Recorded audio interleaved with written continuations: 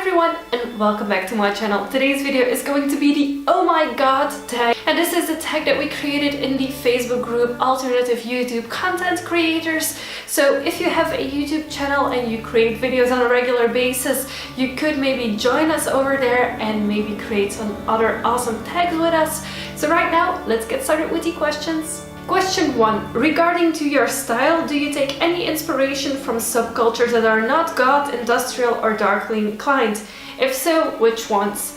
I take a lot of inspiration from movies, so I'm not sure if that's really a style that is goth, but I do really like elaborate makeups that I see in horror movies and non-horror movies. And other than that, I'm not really sure if I dwell into other pools of subcultures. I just look at the things that I like and combine them together, and most of the time I end up looking like a basic ass goth, but yeah, that's what I like, so that's what I do.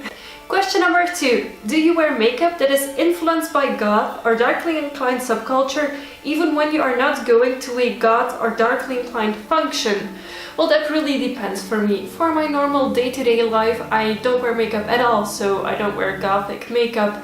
If it's just to go to the office and work and then go home, be in my sofa, watch TV, I don't wear makeup. But on weekends when I feel like wearing makeup, I wear makeup like this makeup. I will not just put on some basic ass neutral makeup because it's plain as boring for me, so I would rather not have makeup or goth makeup than to have to wear boring makeup all the time.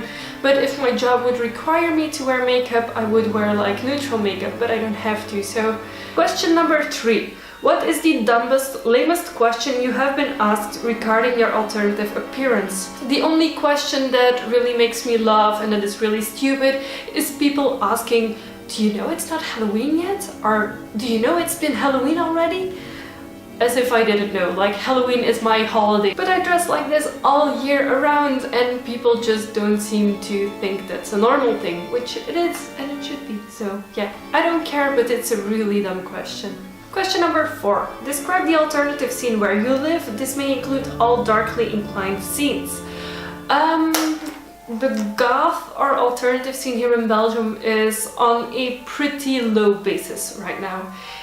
We have had quite a lot of parties in the past 2 years that have stopped, like 5 years ago until now. We still have 2 that are currently going on, one in Ghent and one in Antwerp. The one in Ghent is called Infected, which I attend almost every single time they have it. The other one is called Mixed Visions in Antwerp.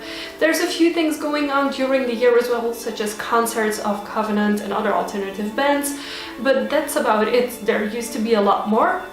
Now, if you're not just into the gothic electronic scene, there are a lot more options. Most of the a tiny bit elder goths, as I'm gonna call them politely, listen to wave music more often, and there are a lot of wave parties out there. I think there's something for them to do every single weekend because there just is a lot more of them. But unfortunately, I don't like those. I don't enjoy going to a party where there's wave music, so I don't attend it. But that scene is definitely not that. And then you also have the punk scene, which is closely related to the goth scene, and because I have quite a few friends who are actually punk or punk inspired or goth mixed with punk, I know that there's quite a few things going on for them. They have parties, they have concerts, there's always something that they can attend. So the alternative scene in Belgium is far from that, but the goth scene that I personally fit into most is on a lower pitch. Question number 5. Are any of your relatives a part of the goth, industrial or darkly inclined subculture? And if with relatives we only mean like my bloodlines, my family, not my boyfriend and his family, then not really. My brother listens to metal music and he enjoys it very much. He listens to it all the time. He doesn't look alternative, he doesn't go to alternative parties, he's never been to a concert, he's never been to a festival, and he doesn't care, he just likes listening to the music. And then one of my 2 cousins is really into metal, but more into the hardcore style of metal, and he goes to a lot of festivals, a lot of parties, etc. But he's the only one. But if we look at the rest of my family, they know what my subculture involves because I've told them. but they're not really interested, they don't really care as much. They think it's pretty, they think it's awesome that I enjoy it, but I don't think they will ever come to a party or even like listen to the music on their own. No, that's not their thing, and everyone has the right to be whatever they want and fit into the style that they like most, and that's how it is in my family. Question number 6. Other than the music, if you had to pick a part of the subculture to love the most, what would it be?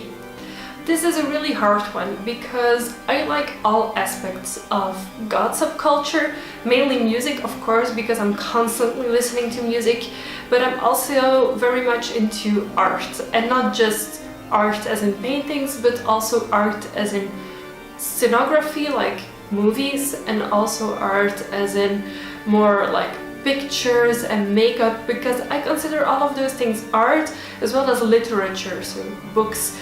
I think that those things together with music are the pillars of the goth subculture, and I really appreciate all of them. There's not a day that goes by that I don't listen to music, read a book, watch pictures or pictures of paintings, or look at paintings, or even create things myself.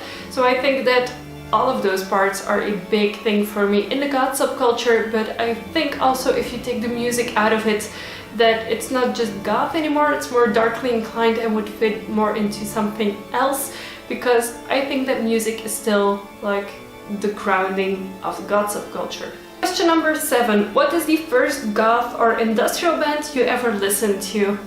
I'm not 100% sure of the answer to this question, but I think the first actual goth industrial band I listened to was Dead Stars, and this was back in the days that they had 2 CDs out, Termination, Bliss and Synthetic Generation, and that is very much industrial the way I like industrial to be, a mix between electronic music and metal music. Their other CDs are more metal, but that's their fault, not mine. And then afterwards I think that my mom gave me a CD of Susie and the Banshees, so I think then it evolved into more of that music. But yeah, I've always really appreciated electronic music way more over more of the punk, grungy, goth wave music, so I've always been more into EBM and industrial than I have been into wave. Question number 8. What is your favorite song that is not goth or industrial? This is a freaking hard question. There's a few bands that I really appreciate that aren't alternative at all. I really enjoy Maroon 5, Bruno Mars. I also like local Belgium artists such as Stromae, who create kind of electronic music. It's kind of a mix between it. I really enjoy the music. It always makes me feel happy when I listen to it, especially Maroon 5 and Bruno Mars. So yeah, those are like bands that are not goth at all that I really appreciate. Question 9. If you were planning a goth vacation, where would you go and what would you see? Well, there's actually 2 options to this. The first option is to go to Prague and to go to the Bone Church and to the village there, because it all looks super gorgeous. And then option number 2 is to go to a nice tropical island where there's fruit bats and you can actually see them and interact with them, because, well, I love 2 things. I love creepy stuff and I like bats. So for me, it's either one of those. And finally, question number 10. Can you share a quote or saying that is your life philosophy? The thing that I live by is live the way you want to live, but make sure you don't harm others while doing it. I personally feel that being goth doesn't harm anyone. I don't kill animals, I don't make people drop dead on the street or anything. So I don't think there's any harm in being alternative, being goth. And I am super positive as a goth. I'm not depressed, I am not a stereotypical goth, and I think that it's something that people should know also, the outside world, the other people, the normies as we sometimes jokingly call them. They should know that goth isn't something negative. We aren't aggressive, we aren't whatever they think we are. We are just people like them, we are positive, we just dress differently, we like different music, we like different art, that's it. So these were the 10 questions for the Oh My Goth tag. I hope you guys enjoyed them. You can find them in the description box if you want to make this video as well. And if you do decide to recreate this, please let me know in the comment section so I can go and check out your video as well. Give this video a thumbs up if you liked it. Don't forget to subscribe to my channel if you haven't already. I make new videos every week and I would love to have you for every single one of them. Thank you so much for watching and I will see you soon. Bye!